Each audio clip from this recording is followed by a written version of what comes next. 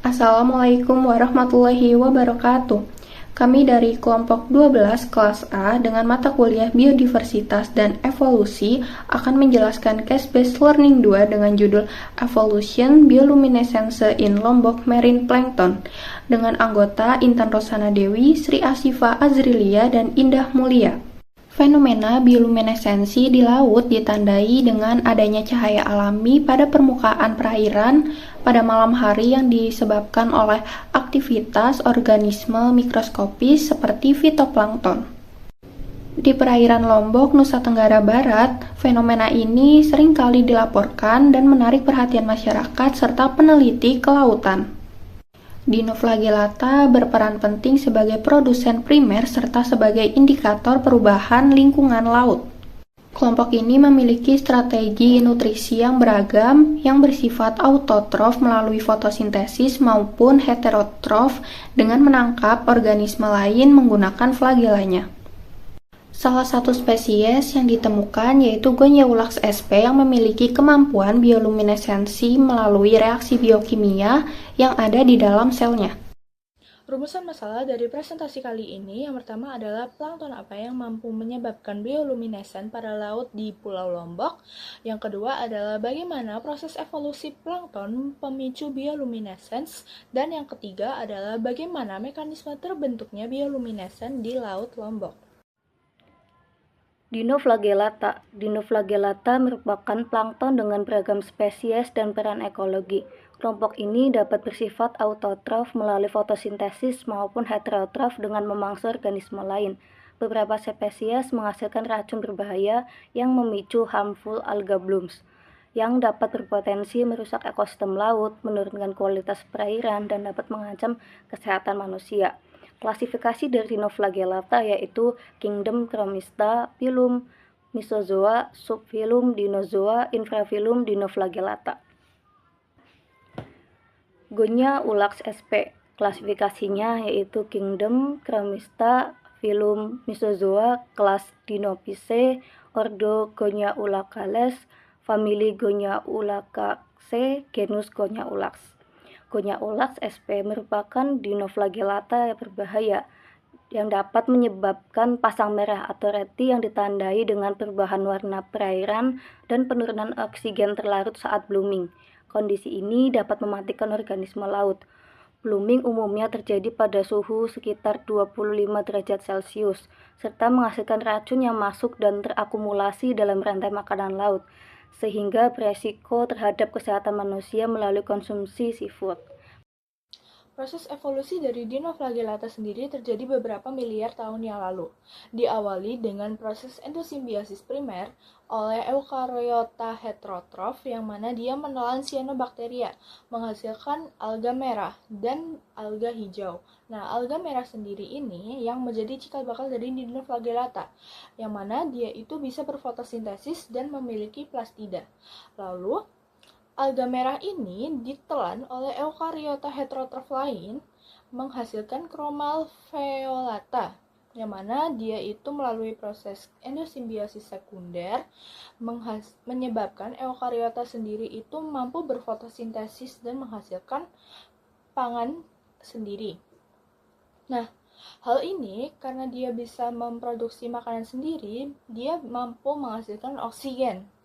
Nah, oksigen sendiri bisa meracuni selnya sendiri, sehingga pada masa oksigen defense ini, sel memproduksi enzim bernama enzim luciferase untuk mencerna oksigen agar bisa dibuang dari selnya. Nah, produk sampingannya itu berupa cahaya. Namun setelah alveolata ini bermigrasi ke dalam laut yang dalam dan gelap, dia mampu memproduksi jalur antioksidan lain seperti katalase untuk mencerna si oksigen yang diproduksinya.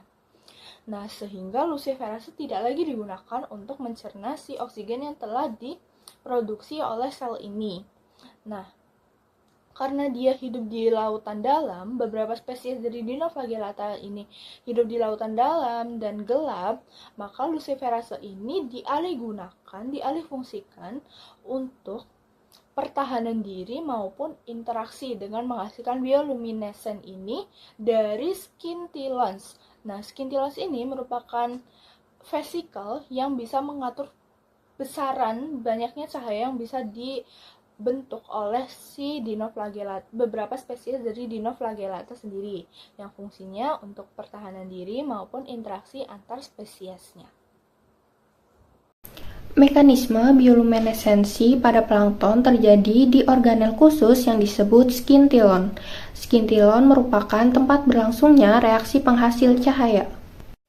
Di dalam skintillon terdapat luciferin, luciferase, dan luciferin binding protein yang berfungsi sebagai untuk menjaga luciferin agar tetap stabil pada pH netral.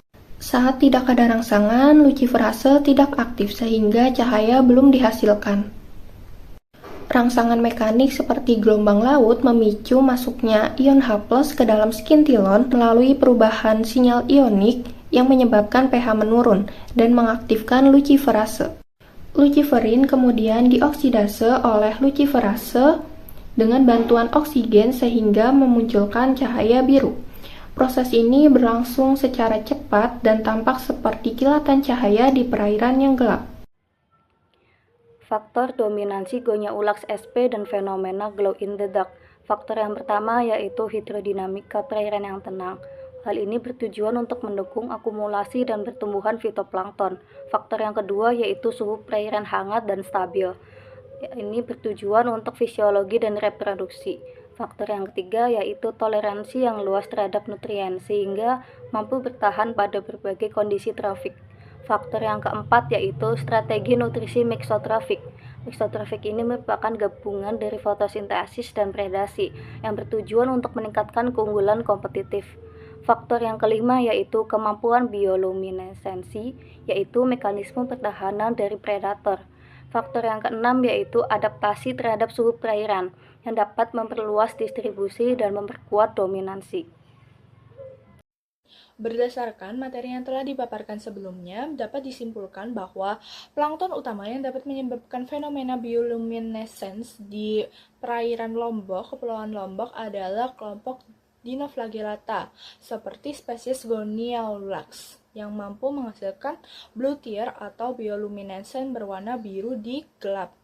Lalu, proses evolusinya itu berlangsung dalam beberapa miliar tahun sendiri, berawal dari eukariota heterotrof yang mengalami endosimbiosis primer dan endosimbiosis sekunder, lalu adaptasi pada oksigen defense sekitar 2 miliar tahun lalu yang menghasilkan enzim luciferase, lalu migrasi ke dalam laut dalam, dan muncul jalur antioksidan lain pengganti dari enzim luciferase, dan enzim luciferase sendiri akhirnya bisa digunakan untuk alat komunikasi maupun mekanisme pertahanan terhadap predator di lingkungan gelap dengan alih fungsi dari enzimnya ini.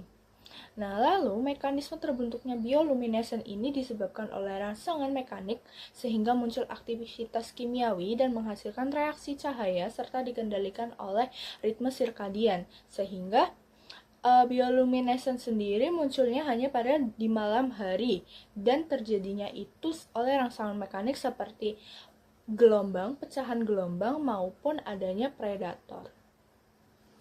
Berikut merupakan daftar pustaka yang kami gunakan dalam menyusun makalah dan PPT ini. Sekian presentasi dari kelompok kami, kurang lebihnya mohon maaf. Wassalamualaikum warahmatullahi wabarakatuh. Terima kasih.